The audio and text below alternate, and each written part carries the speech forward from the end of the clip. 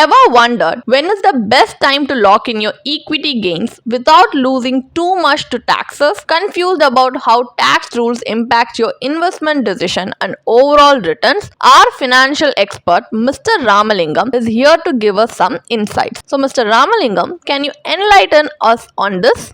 See, if you have only fixed income portfolio, 4% of withdrawal is fine. That is what the thumb rule says. But if you are doing it with your financial planner and you have some money also in equity even during your retirement, that is 70% of your money is in fixed income, 30% is in equity kind of portfolio, then maybe 5%, 6% withdrawal is also possible. So please, 4% would be a conservative withdrawal rate, 5% to 6% would be a moderate withdrawal rate. It is possible with equity allocation. For that, you have to sit with your financial planner and decide.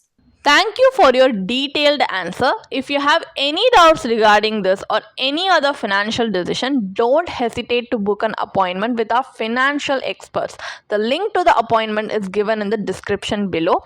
Also, would you like to know more about finance and investment? Then we would recommend you to attend our live webinar. Link to the webinar is given in the description below, and the webinar is absolutely free. So if you like this video, hit like, and if you're new to our channel, please do subscribe. Thanks for watching.